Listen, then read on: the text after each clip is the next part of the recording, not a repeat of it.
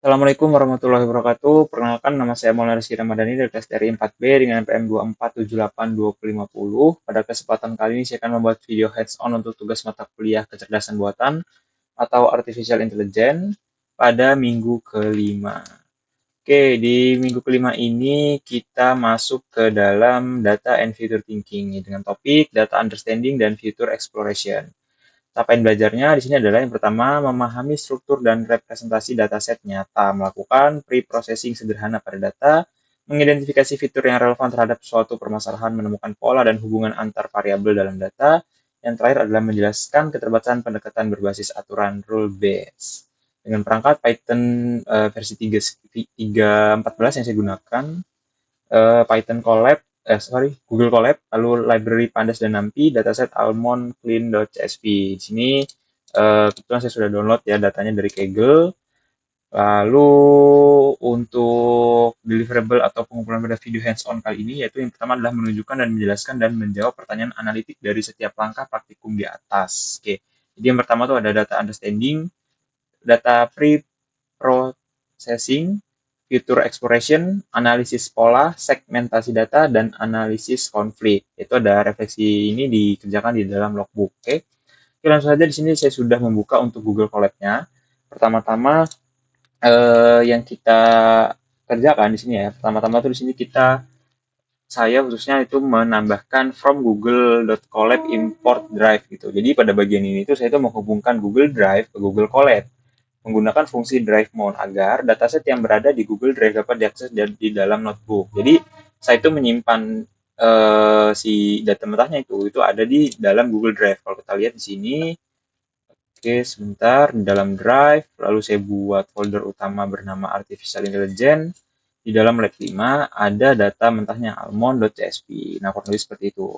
Kenapa harus ada ini? Karena yang pertama tuh di file saya itu hanya ada di dalam Google Drive gitu. Jadi Colab itu kan tidak punya akses secara otomatis gitu. Jadi saya tambahkan untuk from Google Colab untuk bisa mengakses konten di dalam Google Drive gitu. Lalu outputnya adalah mount at content drive. Artinya berhasil diambil gitu ya. Jadi kesimpulan itu adalah menghubungkan Colab dengan Google Drive agar bisa membaca dan simpan file. Gitu. Kita lanjut ke pertama-tama data understanding, yaitu load dataset menggunakan library Pandas. Oke, di sini pada step pertama ini saya beri judul, jadi untuk setiap step-stepnya saya beri teks gitu ya, agar nantinya tidak bingung apa yang akan dijelaskan. Gitu. Jadi yang pertama-tama di sini itu adalah data understanding. Di sini load dataset ya menggunakan library Pandas. Di sini sudah mengimportkan Pandas ASPD ya. Jadi pada tahap pertama ini kita melakukan dataset menggunakan library Pandas. Itu Pandas library ini adalah di Python yang digunakan untuk mengolah data dalam bentuk table gitu. Jadi setelah dijalankan, lalu dia mengambil datasetnya di sesuai path-nya ya, content drive artificial intelligence lab 5 almond clean.csv, kurang lebih seperti itu. Lalu diminta untuk menampilkan 5 baris, lalu jumlah baris dan kolom, lalu nama kolom. Di sini ada 5 baris pertama yang akan ditampilkan seperti output di sini, 5 baris pertama. Oke, mulai dari 0, 1, 2, 3, 4, lalu jumlah baris dan kolom. Barisnya memiliki 20.848 dengan kolom 19, yaitu mulai dari order, lalu ke samping di sini ya. Kalau kita hitung 1, 2, 3, 4, 5, 6, 7, 8, 9, 10, 11, 12, 13, 14, 15, 16, 17, 18, 19, ya, 19 ya, pas ya. Lalu identifikasi mana yang merupakan variabel target, fitur numerik, dan fitur kategorikal. Gitu. Jadi untuk fitur yang pertama adalah, maksudnya yang kita tampilkan pertama itu di sini ada display ya, untuk menampilkan 5 baris pertama. Lalu setiap baris-barisnya adalah satu transaksi pelanggan gitu. Jadi kolom-kolom di sampingnya adalah yang kita lihat ini adalah fitur atau informasi dari transaksi tersebut gitu. Lalu ada printf shape di sini.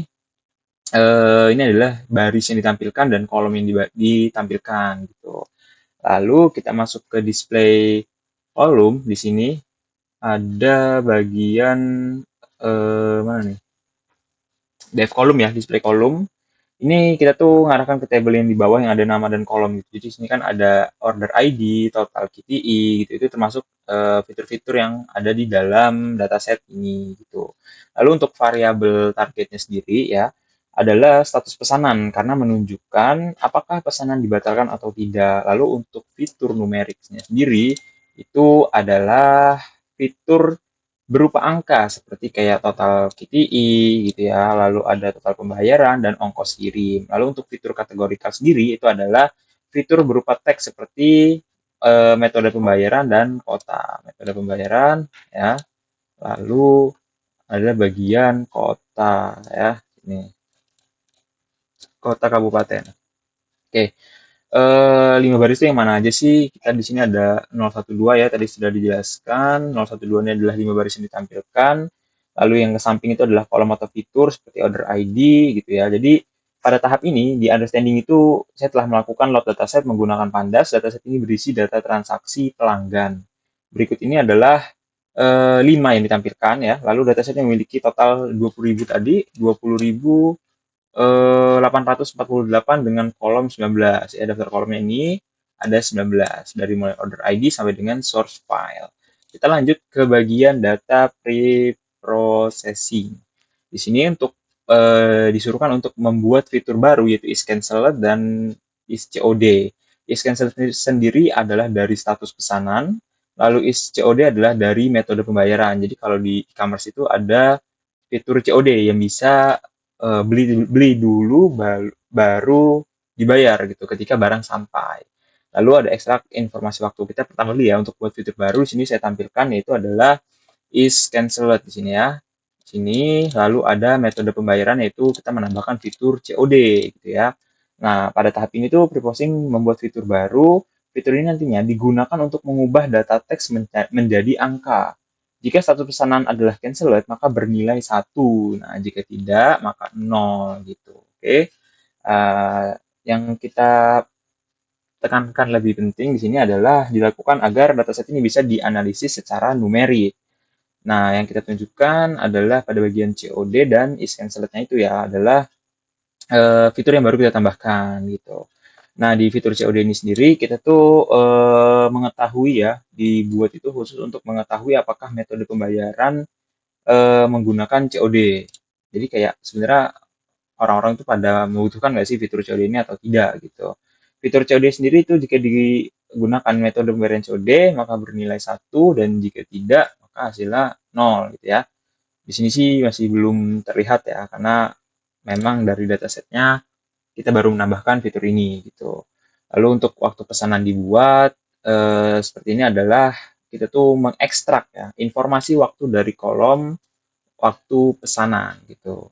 Jadi data waktu diubah ke format date time itu lalu diambil jamnya saja lalu menjadi fitur baru seperti kayak di 2024 tahun baru 2024 terus bulan 4 tanggal 1 gitu ya mungkin di seperti itu. Lalu di sini juga membuat fitur is high shipping atau pesanan yang paling ini ya apa namanya digunakan untuk membedakan ongkir tinggi dan rendah gitu. Jadi kayak pengiriman itu mana yang lebih besar dan mana yang lebih rendah. Kayak bisa dibilang jarak lah, bisa dibilang jarak. Kayak jarak itu sangat berpengaruh pada ongkir gitu ya. Lalu yang terakhir ada is cancelled ini tadi kita balik lagi adalah hasil dari pre-processing gitu. Nah, pada tahap pre-processing ini itu tuh kita mengubah data mentah menjadi fitur yang lebih mudah dianalisis gitu. Nah, kita lanjut setelah itu ekstrak informasi dan waktu sudah, terus kita simpan data set ya. Simpan data set terbaru hasil modifikasi. Untuk menyimpannya di sini adalah content drive ya. Jadi setelah melakukan pre-processing itu saya itu menyimpan dataset hasil pengolahan ke dalam file baru, tapi tetap disimpannya ke dalam Google Drive saya gitu. Karena saya agar lebih mudah aja untuk menjalankan semua. Jadi untuk running datatime-nya bisa langsung dijalankan di sini gitu. Data to CSV di sini yaitu adalah untuk digunakan untuk menyimpan ke file CSV lalu disimpan ke dalam Google Drive agar tidak hilang saat session collab selesai. Nama filenya itu disesuaikan ya dengan perintah. Perintahnya adalah data proses npm gitu ya. Di sini data proses lalu npm-nya 24782050. Lalu untuk outputnya adalah data berhasil disimpan. Itu adalah jika muncul pesan ini berarti data berhasil disimpan. Untuk penjelasan mungkin cukup sekian untuk simpan data. Kita lanjut ke fitur exploration gitu ya. Jadi udah lanjut lagi ke dalam fitur exploration. Nah, di dalam fitur exploration ini ada satu fitur yang df group d ya. Oke. Pada tahap ini kita tuh melakukan analisis hubungan antara fitur dengan pembatalan pesan ya. Di sini yang pertama adalah COD versus cancel. Oke. COD versus cancel ini adalah analisis pertama adalah hubungan antara metode pembayaran COD dengan pembatalan. Nah, di sini kan tadi kan sudah disebutkan bahwa COD itu is COD atau bukan COD, jadi pembayaran langsung transfer mungkin ya. Itu nol, dikatakan sebagai angka nol, lalu jika menggunakan fitur COD itu nol gitu. Nah, lalu untuk is cancelled di sini ya itu adalah rata-rata persentasenya. Untuk COD di sini kayaknya masih nol gitu ya. Jadi harusnya memang belum digunakan karena baru ditambahkan gitu. Lalu untuk is high shipping di sini ada satu ya menandakan bahwa berpengaruh untuk apa ya ongkir itu terlalu mahal mungkin ya. Nah, pada data yang ditampilkan ini belum terlihat pembatalan tadi ya, belum terlihat pembatalan kemungkinan karena data sampel yang ditampilkan mungkin masih sedikit gitu. Lalu is shipping ongkir ya, false 0, lalu ternyata juga 0. Di sini juga menganalisis hubungan ongkos kirim dengan pembatalan. Kalau true ya, itu artinya ongkirnya tinggi, lalu untuk false itu adalah ongkirnya rendah gitu. Jadi sini sudah dikatakan bahwa satu ini adalah mungkin ongkirnya cukup tinggi. Lalu untuk ketiga, di sini adalah jam ya. Jadi kita tuh menganalisis bahwa jam itu berpengaruh untuk pembatalan paket atau pesanan gitu ya. Di sini melihat hubungan waktu pemesanan dengan pembatalan gitu. Jadi di sini ada angka ya, dau jam dari jam 00 makan dini hari sampai dengan 23 atau malam hari ya. Setiap jam itu menunjukkan rata-rata pembatalan pada jam tersebut gitu. Tapi pada hasil ini belum terlihat sama sekali gitu ya. Belum terlihat sama sekali karena polanya masih nol gitu. Namun secara logika, fitur-fitur ini tetap relevan karena secara umum COD dan ongkir tinggi itu sering dikaitkan gitu ya. Jadi kayak misalkan ongkir besar tuh kayak adalah dibatalin aja gitu atau kayak COD semaunya mentang-mentang dia belum membayar gitu kayak bang dibalikin aja gitu paketnya mungkin seperti itu gitu ya. Oke kita next lagi lanjut untuk analisis pola. Di sini kan tadi fitur sudah 3 fitur ya, yaitu sorry kita ulang lagi sedikit ada COD cancel lalu ada ongkir versus cancelnya. Jadi kita menganalisis bahwa ongkir itu apakah mempengaruhi untuk pemesanan paket di cancel lalu adalah terakhir jam gitu ya. Jam juga kita analisis apakah masih banyak orang berpengaruh pada jam itu untuk di cancel gitu. Hubungan logis antara fitur sudah, berikan screenshot berupa tabel angka yang mendukung penjelasan pada poin A dan B. Oke, cukup. Lanjut kita ke analisis pola. Lakukan analisis berikut dan tampilkan hasilnya serta screenshot dalam bentuk tabel dan berikan interpretasi. Yang pertama, ada hitung persentase pembatalan dari COD versus non-COD. Lalu, analisis hubungan ongkos kirim dengan pembatalan, analisis hubungan jumlah produk dengan pembatalan. Oke, di sini kita masuk ya, di analisis pola. Oke, terlihat mungkin gambaran. Pada tahap ini kita tuh menganalisis hubungan antara jumlah produk dengan pembatalan pesan gitu ya. Jadi ada total KPI yang kita ambil ya, yaitu adalah jumlah barang dan lalu ada is cancelled gitu ya, adalah rata-rata pembatalan. Nilai ini itu adalah menunjukkan tingkat pembatalan untuk setiap jumlah produknya gitu ya.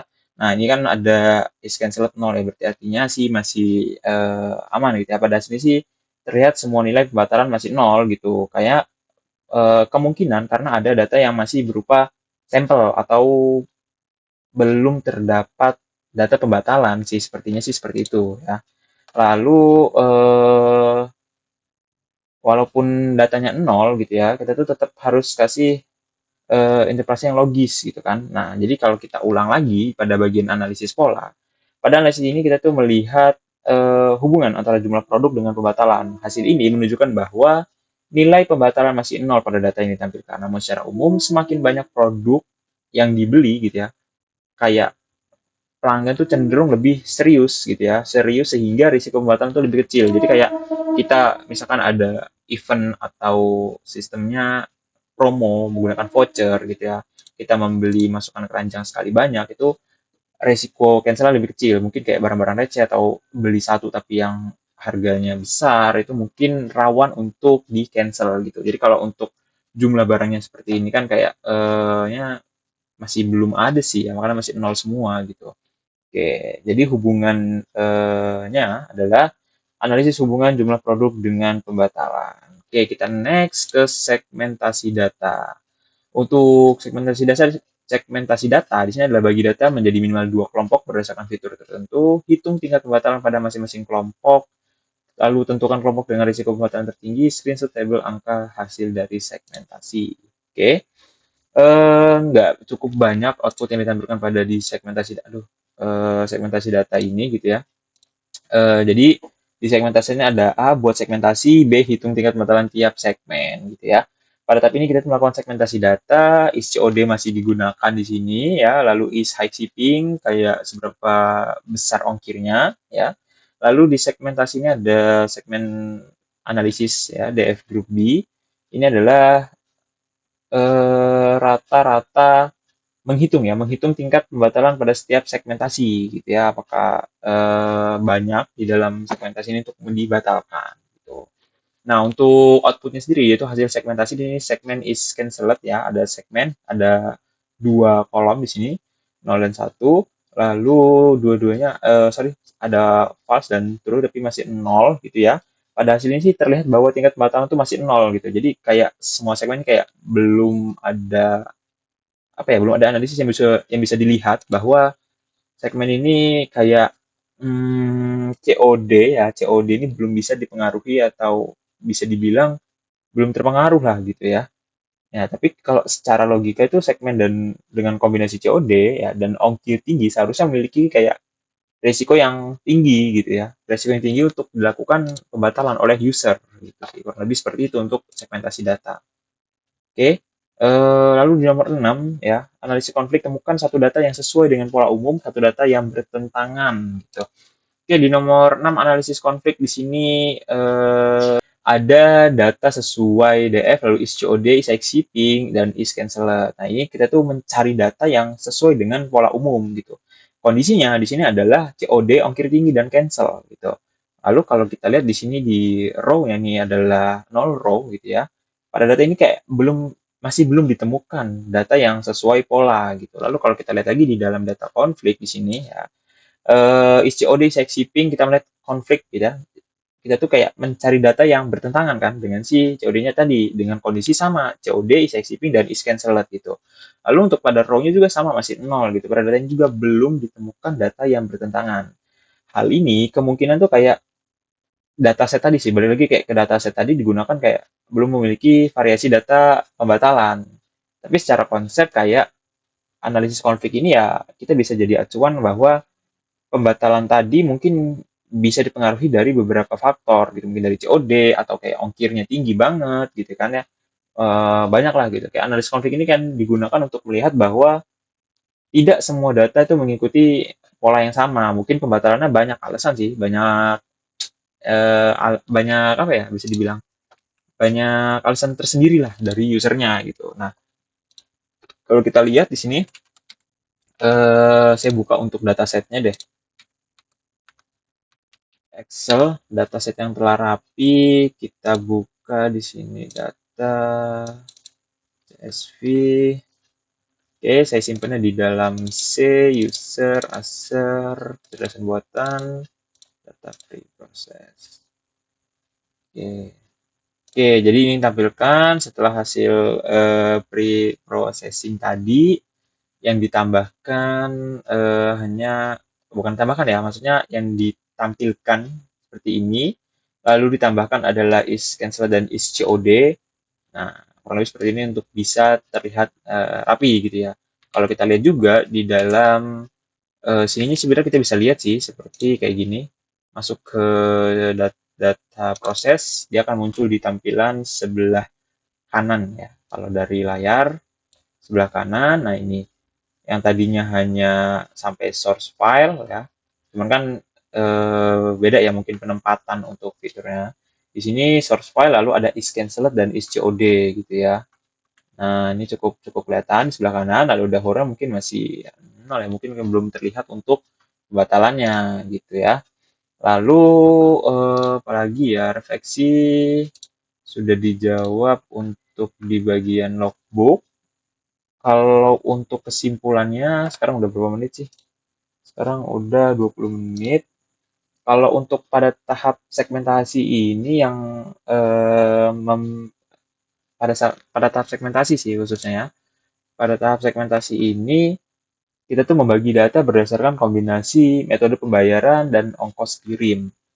Hasil menunjukkan kayak belum terdapat sih pembatalan yang ada pada segmen gitu ya.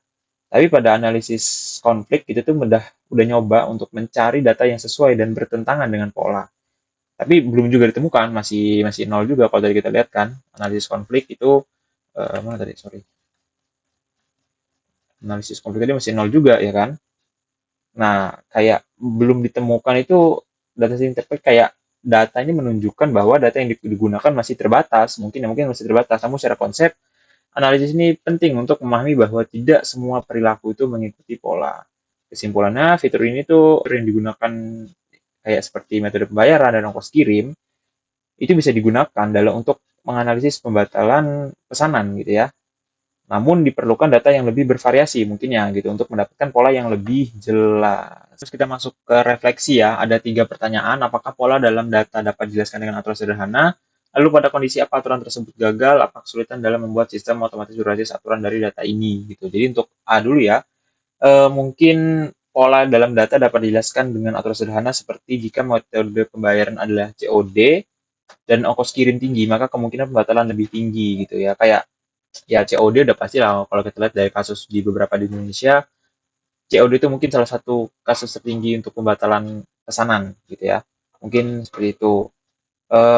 Namun pada dataset ini gitu digunakan belum terlihat pola karena tadi kita lihat outputnya itu masih nol gitu ya. Lalu yang B, pada kondisi apa aturan tersebut gagal? Aturan sederhana ini akan gagal ketika tidak memiliki variasi gitu, atau tidak mengandung kejadian yang ingin dianalisis. Seperti pada dataset ini, kita tuh tidak memiliki data pembatalan. Selain itu, aturan juga gagal ketika terdapat faktor lain yang tidak terlihat dalam data seperti preferensi pelanggan atau kondisi tertentu yang mempengaruhi keputusan dari pelanggan tersebut, gitu ya. Lalu apa kesulitan dalam membuat sistem otomatis berbasis aturan dari data ini? Kesulitan utama adalah keterbatasan data dan kompleksitas perilaku manusia. Gitu ya. Sistem berbasis aturan hanya mengandalkan logika tetap sehingga tidak mampu menangkap pola yang kompleks atau berubah-ubah. Nah, selain itu, jika data tidak lengkap juga ya, atau tidak bervariasi, maka aturan yang dibuat menjadi tidak akurat. Gitu. Mungkin itu sih. Lalu di ekspor selanjutnya, jika variabel target dihilangkan, bagaimana Anda akan mengelompokkan data tersebut? Jika variabel target dihilangkan, data dapat dikelompokkan menggunakan metode clustering seperti K-means ya. Pengelompokan data itu dapat dilakukan berdasarkan kayak fitur-fitur jumlah produk, lalu ongkos kirim, metode pembayaran, waktu pemesanan, mungkin seperti itu. Tapi dengan cara ini ya kita tuh dapat mengelompokkan pelanggan dengan karakteristik yang mirip tanpa perlu mengetahui apakah mereka melakukan pembatalan atau tidak gitu sih. Jadi pola itu dapat dijelaskan dengan aturan sederhana, tapi bisa juga gagal jika datanya tidak bervariasi gitu. Nah, jika tanpa target, data dapat dikelompokkan menggunakan clustering seperti kami berdasarkan fitur yang tersedia gitu. Nah, jadi kurang lebih seperti itu untuk video hands-on kali ini. Nah, jadi kesimpulan akhir pada praktikum ini itu adalah proses data understanding dan pre-processing itu sangat penting untuk mengubah data mentah menjadi bentuk yang dapat dianalisis. Fitur-fitur seperti metode pembayaran COD, ongkos kirim, waktu pesanan, dan jumlah produk ya dan lain-lain itu adalah digunakan untuk memahami perilaku pelanggan terhadap pembatalan pemesanan. Terus kita juga menganalisis menunjukkan bahwa secara konsep faktor seperti metode pembayaran dan ongkos kirim itu memiliki potensi ya, yang mempengaruhi pembatalan itu sendiri gitu. Nah, hal-hal itu tuh kayak menunjukkan bahwa kualitas dan variasi data itu sangat berpengaruh dalam proses analisis. Selain itu, kayak pendekatan berbasis aturan sederhana memiliki keterbatasan dalam menangkap kompleksitas perilaku pelanggan. Nah, mungkin kayak gitu ya untuk kesimpulan dari hands-on video kali ini gitu. Mungkin cukup sekian untuk video hands-on kali ini. Kurang lebihnya mohon maaf apabila saya ada salah kata dalam pengucapan atau salah penyebutan maksud dalam video ini. Saya mohon maaf. Saya akhiri. Assalamualaikum warahmatullahi wabarakatuh.